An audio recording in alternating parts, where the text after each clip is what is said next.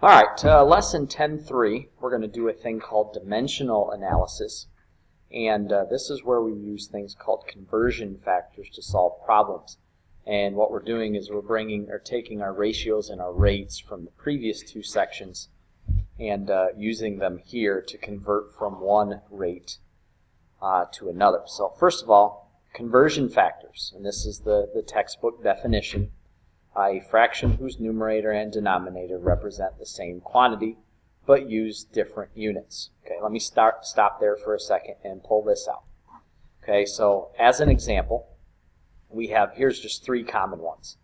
3 feet in every yard.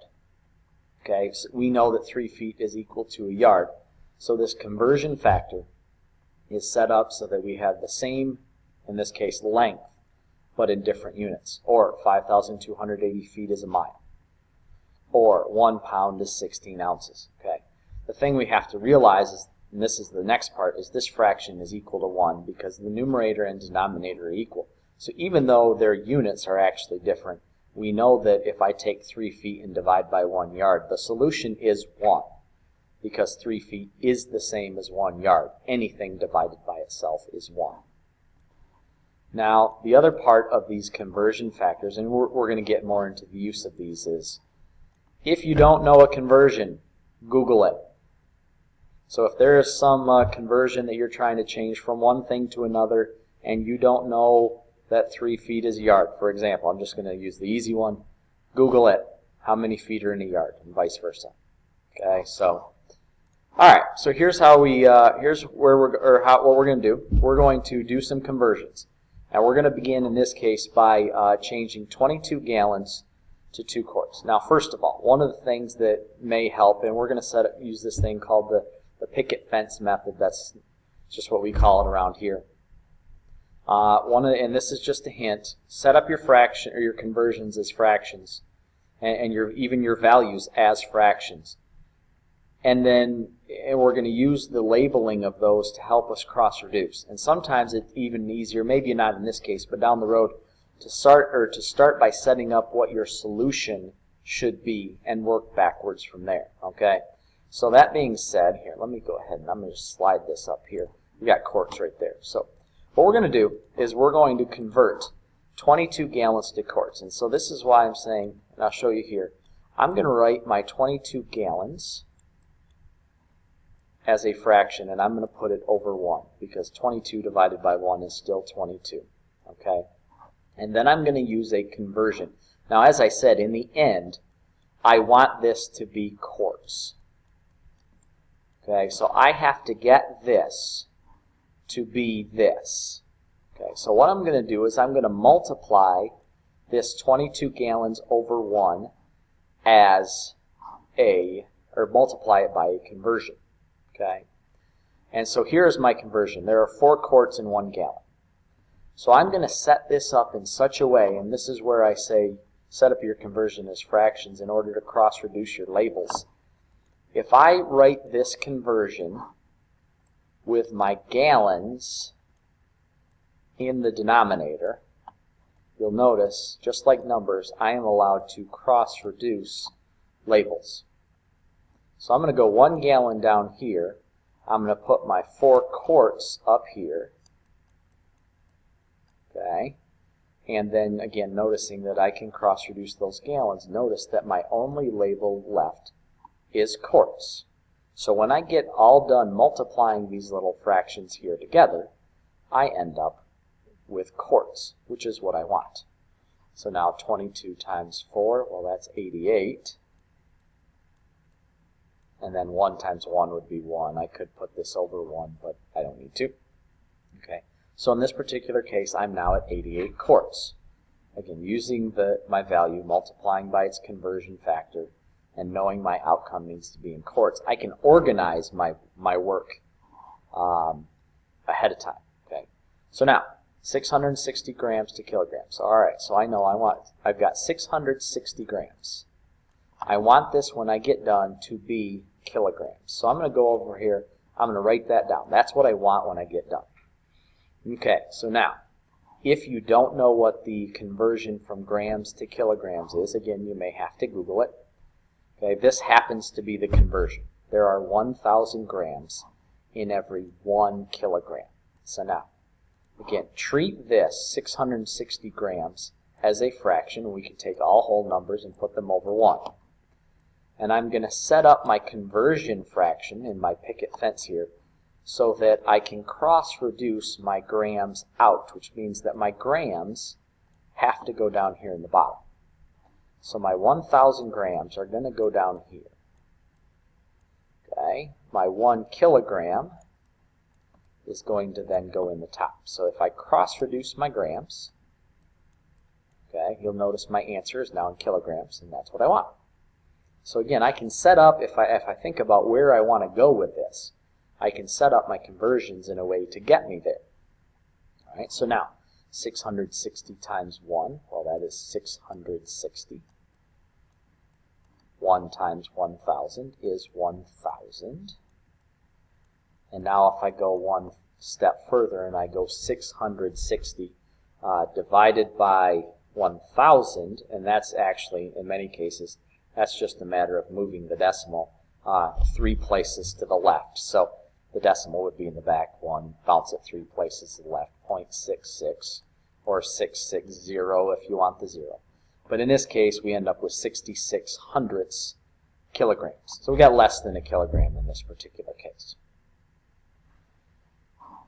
All right, let's make it a little more complex. On June 11th, 2004, tennis player Andy Roddick delivered the fastest tennis serve ever recorded by radar. If the radar gun being used that day sent out signals every 1/10 of a second and recorded the ball moving 22.44 feet between flashes, how fast was Andy Roddick's serve in miles per hour? All right, so and here's the thing here. In the end, miles per hour, I know that I want my answer to be in miles. Per, remember, is divide, so that's going to be over hours.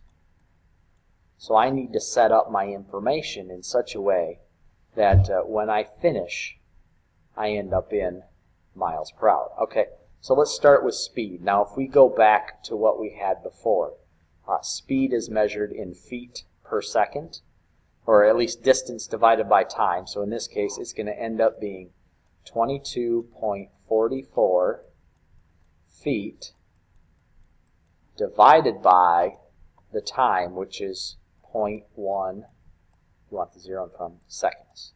So this is our rate of speed right here, 22.44 feet divided by 0.1 seconds.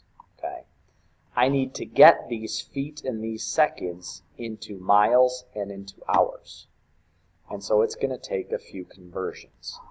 All right, so now here are the conversions that we are going to need to work with. I'm going to start first by getting the feet into miles. Okay, so I'm going to ignore the seconds right now. I'm just going to deal with feet to miles. Okay, so feet to miles.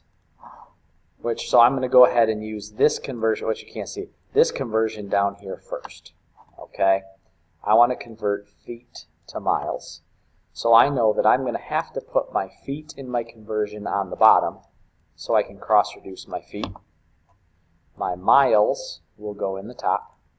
So when I set this up, so 1 mile is 5,280 feet.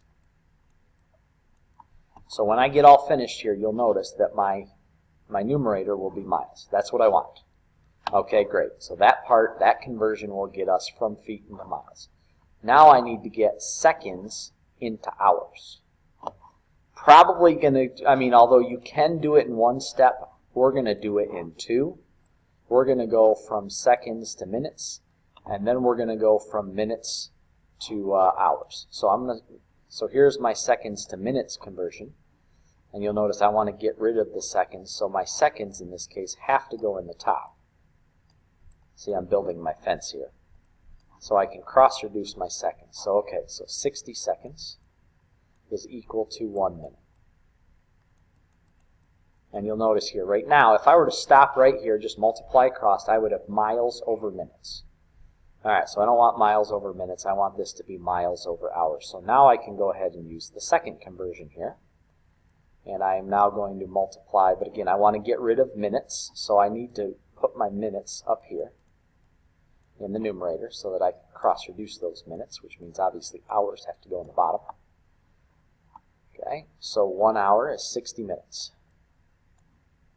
And at this particular point, you'll notice I'm in miles per hour. Well, that's what I want, miles over hours.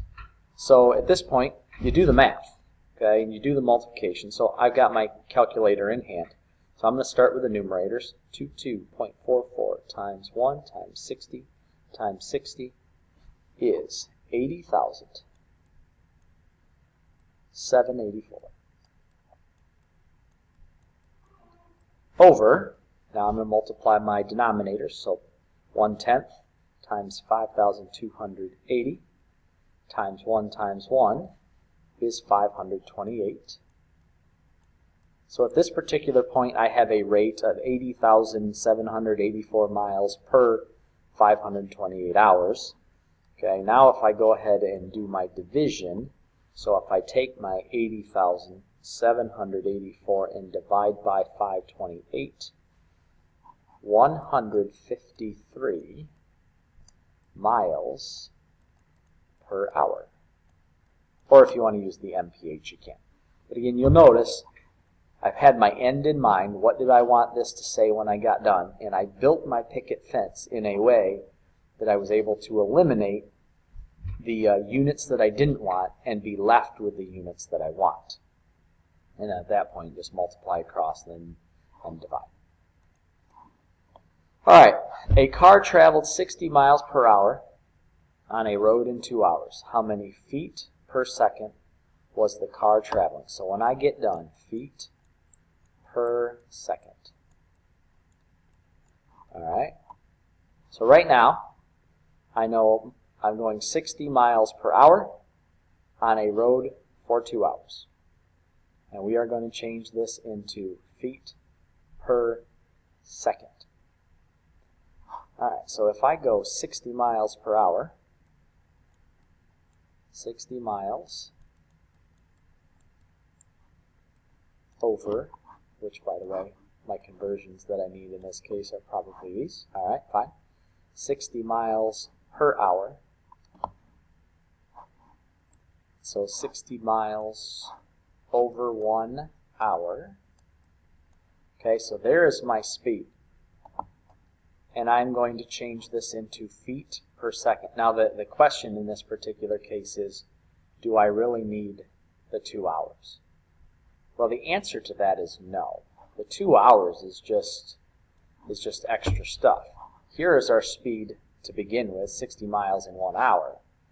We want to know how many feet are we going per second. The 2 hours is insignificant. So okay, so I'm going to go ahead and let's change the miles into feet. So here is my conversion for that. So again, I want to get rid of the miles, so I will put my 1 mile on the bottom, so I can cross-reduce those miles out. My 5,280 feet on the top.